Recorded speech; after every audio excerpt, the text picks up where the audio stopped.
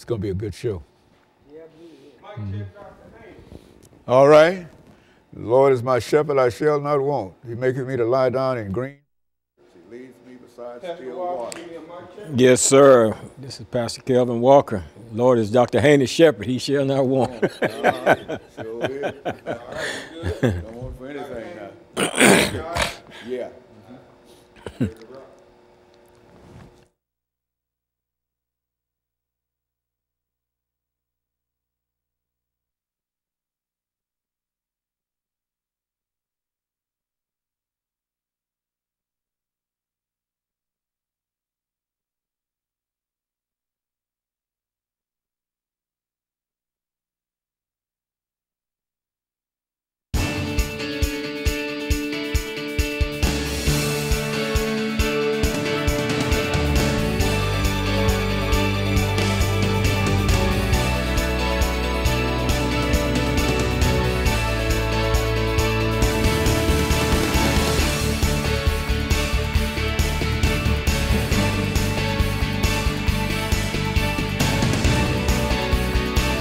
Thank you and welcome to the show this morning.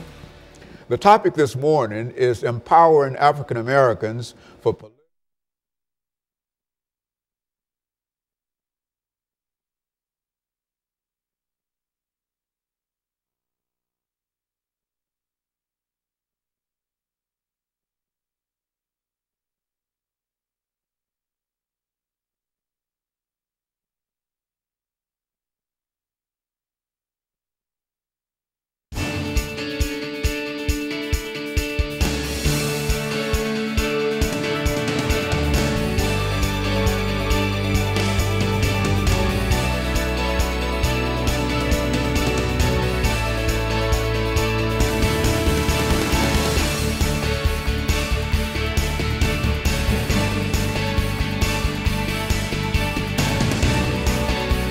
Thank you and welcome to the show this morning. The topic this morning is empowering African Americans for political, economic, and social success. And we have to talk about how African Americans can be empowered for political, economic, and social success, Pastor KWalker. And Pastor KWalker, let me welcome you to the show this morning. And you know by now that your name is KWalker, and I think we've said it on many occasions. Yes, but let me welcome you to the show this morning and tell you how delighted we are to have you again with us. And as I have said so often, that certainly you're no stranger to this show, nor are you a stranger to our audience this morning. You've been with us on many, many occasions, and you've presented us with such excellent information that we call upon you time and time again. But let's start off by having you to give our audience some information in reference to your background, your education, and some of your experiences, and then we'll get into empowering African Americans for success, political, social, and economic success. Okay. And I think that if we do it that way, we'll be able to bring together a good show today. Let's start from that perspective. Well, thank you, Dr. Haney, once again for allowing me the opportunity to come on the show and talk about some things that I think and feel like are very important. My name is Pastor Kelvin L. Walker. I pastor the Hands of God Christian Church. It's located here in Nashville, Tennessee, 600 North 2nd Street. Born right here in Nashville, Tennessee. Went to the public school systems, back during those early years of my life, man, my character was just kind of out of whack. So I went to school to learn when I wanted to learn, and when I didn't want to learn, I didn't learn. When I wanted to act crazy. So eventually I got myself into a place within the Davidson County school system where I was actually put out of the school system throughout the county and was not able to go. But fortunately enough, there was a safety net out there for me that was had the ability then, to join the military without having to have graduated from high school during those times back in the early 70s. So I went into the United States Navy, stayed in there a short period of time, got out of the Navy, went to OIC, Opportunities Industrialization Center, and got a GED. And from there, I proceeded to go to Tennessee State University. But mind you, all the time that I was going through all these processes, I had a desire to do better in life, but at the same time, I was drug addicted. But I was still trying to push through and forge my way through. And of course, my time at TSU didn't last long because of my drug addiction. Eventually, I ended up dropping out of school and the like there. Ended up incarcerated in the state prison system, spent time in the prison system, approximately 5 years of my life in the prison system, incarcerated, in and out of jails and stuff like that. So although I've had some schooling in TSU, Trevecca East Campus Prison Program while I was yet incarcerated, and did some stuff with Edmondson Junior College, which is a now defunct school there itself.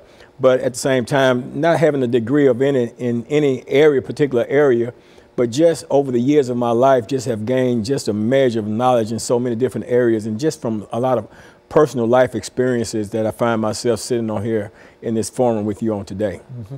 You know, when you think, Pastor Walker, in terms of the topic today, empowering African Americans for social, economic, and political success, exactly what do you see as some of the major issues in reference to some of these areas? Well, you know, Dr. Haney, there are a great number of issues that are major in terms of how it relates to us as a people. One of the things that I think first and foremost is that we have to learn how to educate and equip and empower ourselves. We have to learn how to really go back, search out, and get our own true history, and not just be so reliant upon just some of the stuff that we're taught, because I've learned from my years of living, you know, and my experiences that I had in grade school coming up, that my history was not accurately taught to me. You know, I was made to believe and understand that my history only extended to the shores of this country right here in terms of slavery, and it never went beyond the shores in terms of who I was and where I came from, and you know what the culture was, or you know, the whole gamut of who I am today. It's not just found right here it didn't begin right here on the shores of the United States of America, but it transcended. Absolutely. Real sense. Absolutely. It transcended these shores and stuff. And until we go back and get an in-depth knowledge of who we are, then it's kind of hard to direct ourselves, because we've been plagued and saddled by so many different stereotypes that is keeping us from moving forward in the things that we need to move forward in. And so what we're going to do, Pastor, is to take this first commercial break, but I think that that's exactly what the audience needs to hear this morning in terms of efforts that can be made to improve African Americans, and not only African Americans. I think that some of the things that you're talking about can apply to almost any group. Absolutely. You see, because I think that these are things that when people talk about how to be successful, these are some of the things that people generally talk about. Absolutely. But we're most concerned at this particular moment with the African American, and I think that what you're doing now is presenting us with some information, and we're going to take this first commercial break, and we're going to be back with our audience following this very, very short commercial break.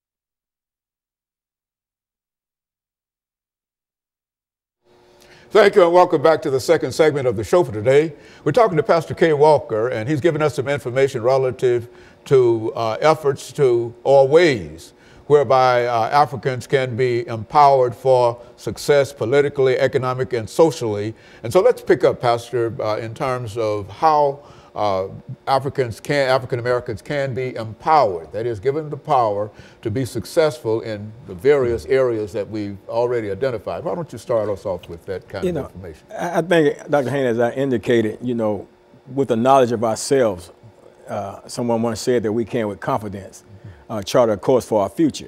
So I think we need to understand who we are, where we come from, as well as where we're going in order to get to where we're going. A lot of times, if we're not armed with the knowledge of who we are, if we don't know what we're actually made of, if we have sewn into what we've been told about who we are, and rather than exploring this thing out for ourselves, seeking out, searching out for ourselves, and actually finding out who we are, and how the tribes that we may have descended from, coming off the continent of Africa, Especially first, when you look at Africa, you got to look at it not as a country, as a continent that's made, that different countries make up, and how that we was brought over here as Africans, and we endure slavery and stuff.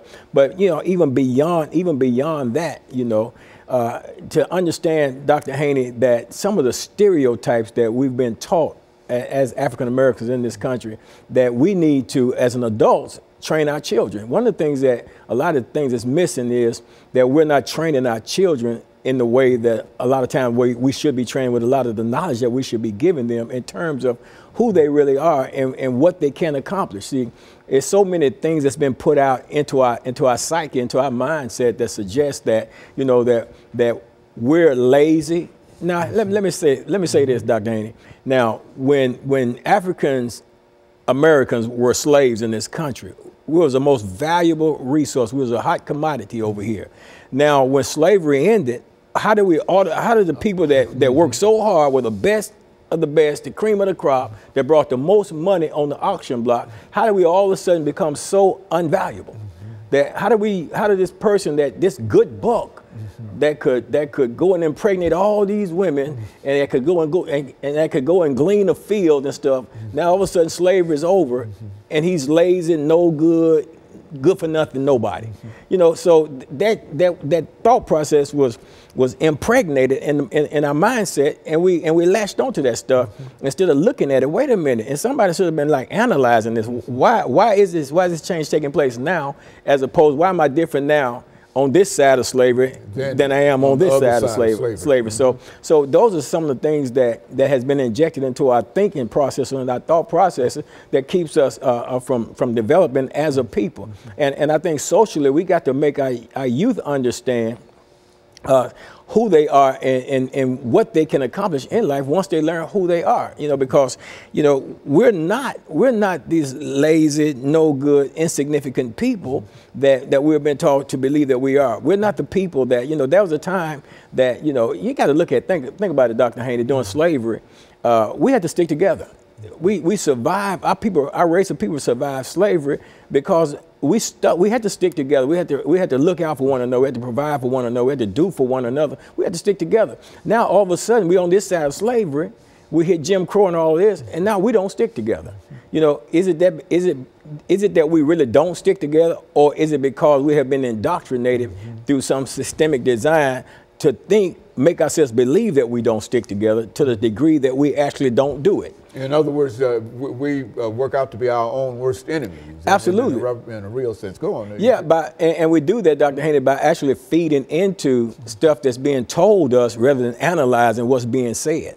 Because how is it that, when we come out, you think in terms of when you come out of slavery and you had blacks that was beginning to own businesses and we had to buy and sell from one another and stuff like that. Well, it was a trust thing that had to be implemented in there that says you can't trust your fellow black man to sell you the product at a reasonable price. but not mentioning the fact that he can't sell you the product at the price that you could go get it from the white guy, because the white guy was getting true wholesale and the black man wasn't getting true wholesale. So if his price was marked up when he bought it, then he's gonna have to mark his price up in order to have a profit margin. So, and then that same thing could possibly exist today. And I know this because there are certain companies that I deal with, and I sell clothing, and there's that's companies that I get true wholesale prices from. And then there are a couple of companies that I deal with that they don't give me true wholesale prices. So if you get a suit from that particular catalog, it's going to cost you more than it would be if you got it from over here, because over here I don't have true wholesale prices, so if they got a 20% markup, I got to market in order to be profitable in that area. In reference to what you're doing. So it's not a matter of, well, you're selling yours more. That you're making it's something that's almost forced onto you if you're dealing with any kind of business. Is that what you're saying? It's the economic part of that system and that's how it works, you know, and that's just how you got to understand. So it's not that the black person would get the store and sell their products much higher just because they wanted to make more money. No, it's so high in order to make money. They had to do that in order to stay afloat and to make money. But we've been taught and we've been indoctrinated with this mindset, this thought process that says, you know, I can't trust you because you're black. But at the same time, we came through this whole process of slavery. We came through this. See, I had to trust you in order to be able to march on the lines during the struggle. I had to trust you that you was going to be there with me during this march. In a real sense, absolutely, absolutely. So if I had to trust you, if trust bind us together to make us push forward to bring about some changes in the political spectrum in this country, then I had to have that same measure of trust when I'm dealing business with you as well. So you can't tell me I can trust you if we marching, but I can't trust you if you open the store. So we get ourselves in a situation whereas we're binded by a mindset that's keeping us, that's holding us back instead of propelling us forward. And I say this concerning our youth. We have to train our youth, but Dr. Haynes, it's a sad situation a lot of time that we deal with, because it's like, how can you teach when you haven't been taught? So it's a thing, whereas we talk about a lot of time empowering and educating and equipping our youth to do certain things and stuff like that. But at the same time, while in the process of empowering, educating, and equipping our youth, we have to empower, educate, and equip the adults so that they can, in turn, have something to share with the youth. Because where it is now, you look at a lot of situations, the youth are looking and they're listening, but they're seeing one thing, but they're not hearing a lot of what they need to be hearing in terms of how can I navigate my way through these systems and traps that's out here in life for me, and especially in life for when you look at the African-American male. You know, and you know, a lot of times I need to say this too, that when you talk about the African-American male and African-Americans, and you're specifically talking about that, people want to say, well, you're racist or whatever, but that's not it. I just love my people. Okay, well, I'll tell you what we're going to do, Reverend. Let's have this second commercial break, and then we're going to come back and continue our conversation.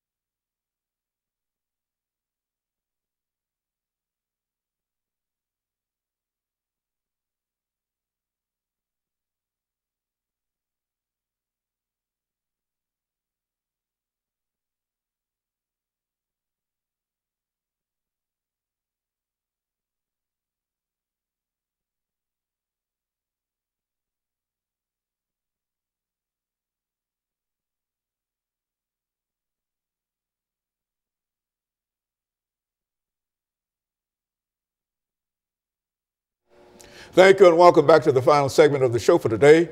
We're talking to Pastor KWalker, and he's given us some information of dealing with the political, social, and economic aspects of the African American and how the African American can be empowered through learning and the knowledge of himself. And so, Pastor, let's see if we can pick up where we left off the last time, but especially I'm concerned about not only the African American race, but I'm also concerned specifically about young African American males in the African American race. What can we say in reference to what they should do?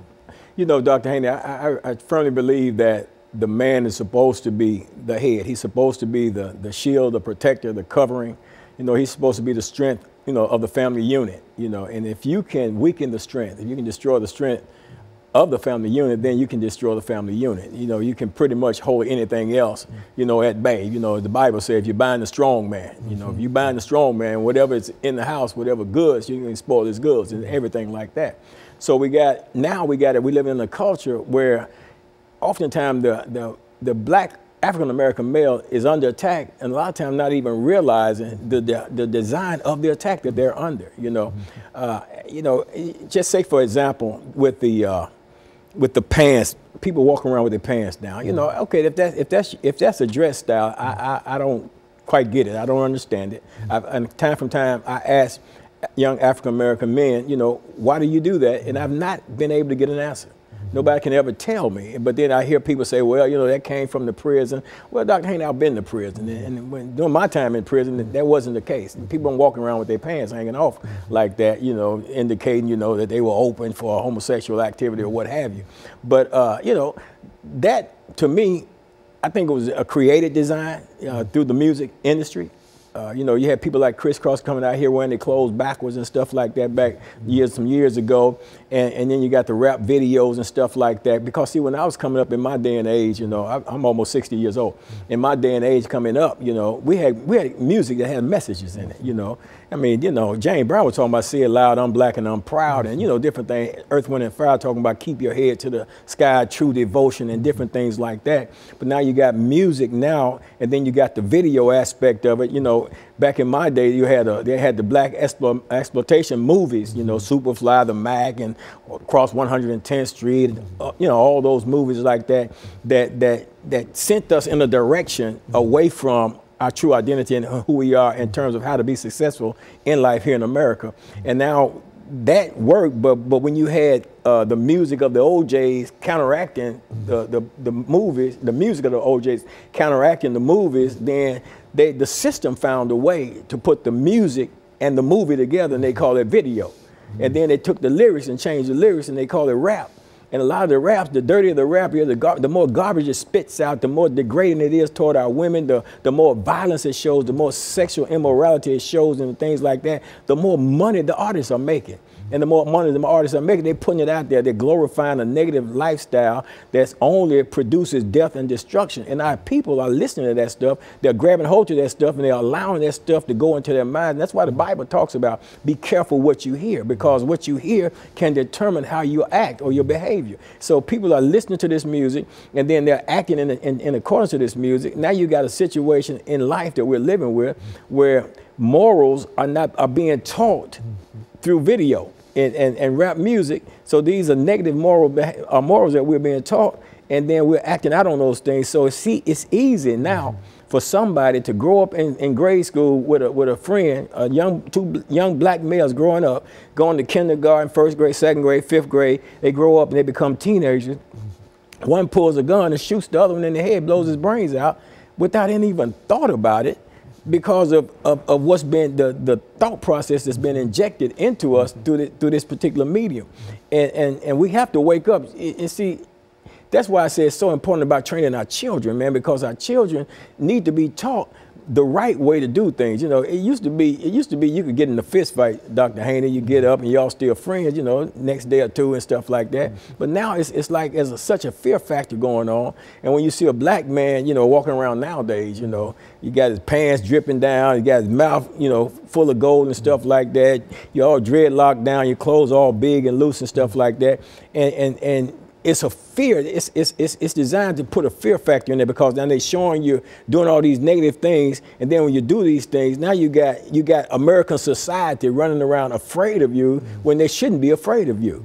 You know, we're a valuable asset here in America. We got spending power in America and everything, but because of the way we're acting as a result of these videos or what have you, and just other behavior too, not just videos and that stuff like that, but the way we're acting, you know, even myself, I'm a black man. It's clear that I'm a black man. But sometimes, you know, I can see some black men, you know, with their pants down or with that certain look, certain profile, then I'm kind of standoffish. I back off. You know, that makes you fearful as well. Well, it makes me more so less apt to approach them as I would. You know, I'm always open-minded, but I'm less apt to approach them as I would if they wasn't looking like that. In other words, Dr. Haney, a profile has been created for them, and what we're doing, and we're doing it to our young boys, we're dressing them into that profile. I told a young man he had a marijuana hat with marijuana leaves all on. I said, now you'll go out here, put that hat on, the police will pull you over and stop you. And the first thing you'll cry out, you've been racially profiled, when what you did, you deliberately dressed, you got tattoos all around your neck, all on your face,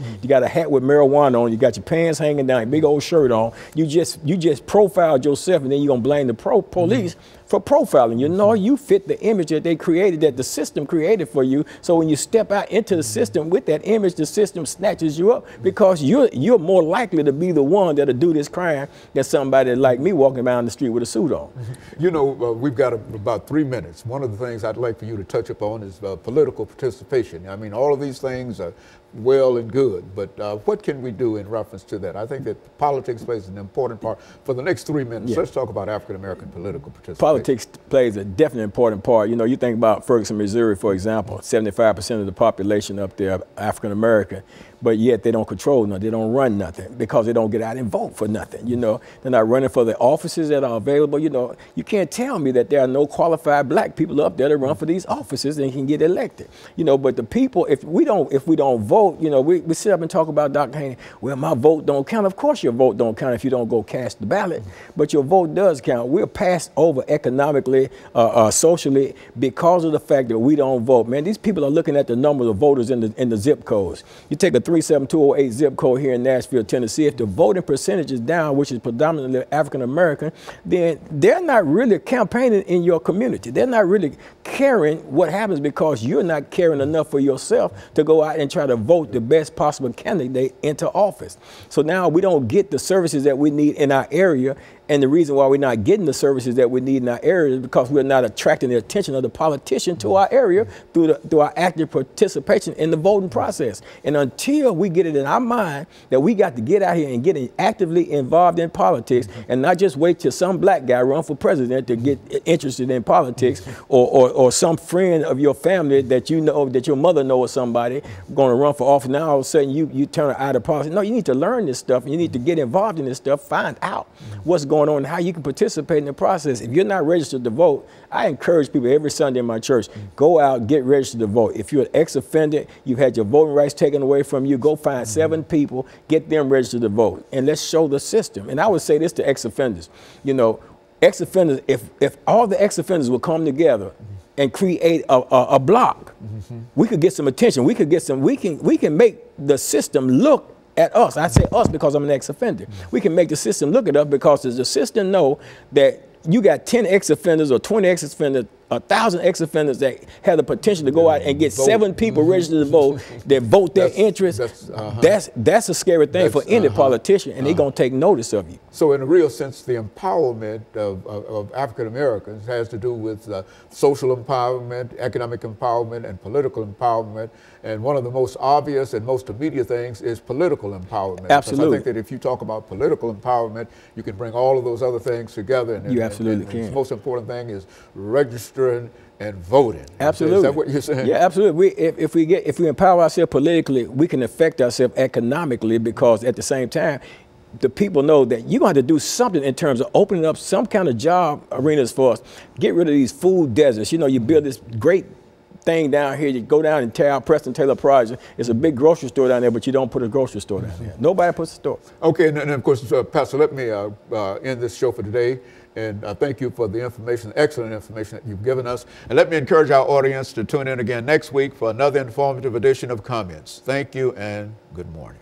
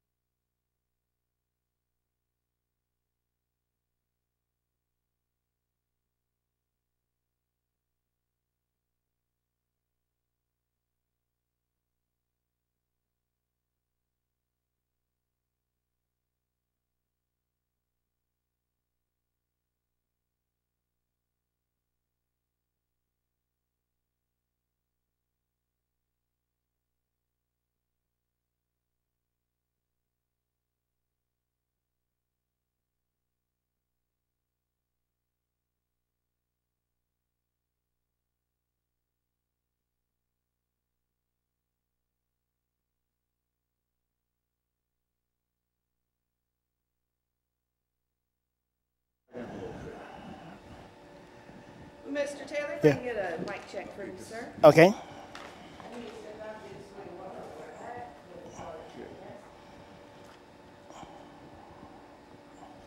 Okay, Brother Taylor, we're Yes, going to deal with African American and literacy. Okay. Is that all right? Yes, that's fine. Okay. And I will be dealing with it, you know, through the way I've been training myself, you know, to deal with it. Well, you know, however you want to deal with it. Okay. See, and so this was supposed to be our last show. Okay. But we had to make arrangements. Okay. Because we had 2 cancellations. Okay. And so we were able to sit in here from 1:45 to 2:30. Mm-hmm. Get here early. Hopefully, this last show. Yeah, you got that. Yeah, I'm getting it out of here. Okay. Thank you very much. Yeah, I need to refix that. Perfect. And I need to read it. Okay.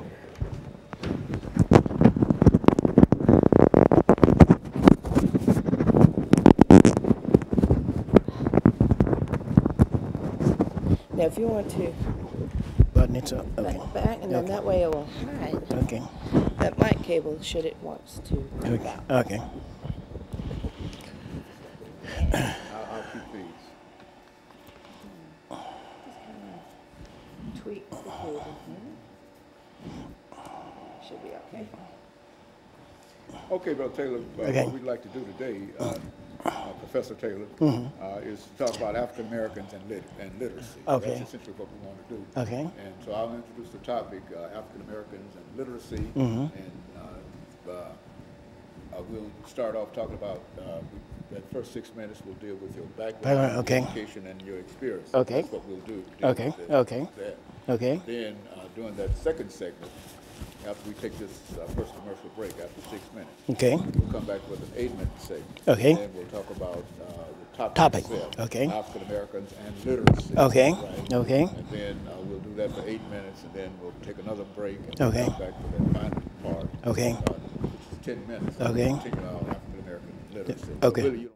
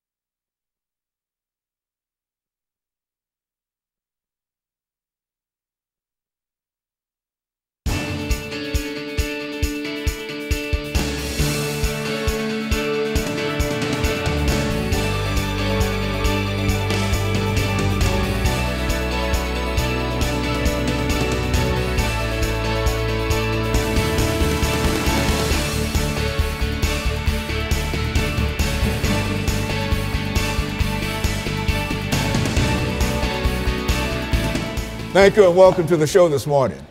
The topic this morning is African American literacy, and we're fortunate to have with us to talk about African American literacy, Mr. Gregory Taylor, who is a researcher dealing with the African American experience. And Professor Taylor, Mr. Taylor, let's see if we can get from you some information dealing with your background, your education, and some of your experiences.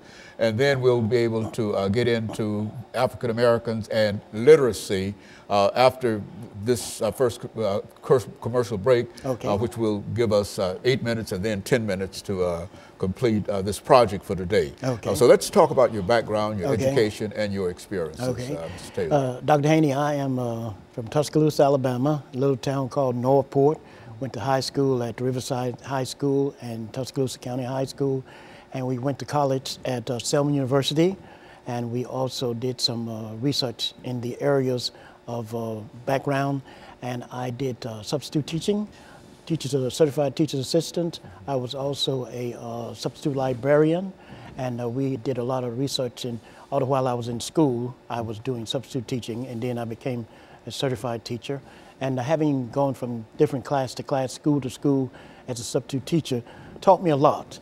And the superintendent of one of the school systems in Atlanta hired me as a substitute teacher. He wanted me to teach mostly English classes. And he wanted the students to hear the language correctly spoken. And I was not that good of a writer. I actually called myself a scribbler. But what we did learn was that it was helping the kids to see the language being spoken. And my experiences has taught me that a lot of teachers can teach from the book. A lot of teachers have been certificated, but they're not certified. You know, and they know the language in terms of the laws of English and things like that. And you have what I call the speaking world, the thinking world, as well as the reading world. And there's different kind of thought in each one. And so I brought all of these things together. And the book that I have written is called Unrefined Thoughts for Thinking for Learning. And that book is designed to connect the totally illiterate, the functionally illiterate, with those that are literate. And these are the areas of these experiences in this particular area. When you think about, Professor Taylor, the African American experience, and especially when you talk about literacy, and I think when most folks think in terms of literacy, they think in terms of reading and writing. You know, you say a person is literate, he's not. But now, when you think about the ability for African Americans to read and write, why don't you start in your earlier experiences in terms of your knowledge in reference to it, and where did we first come into contact with the written word? Okay. Well, for me, I recall my mother teaching me the Bible. And this is very interesting, Dr. Haney.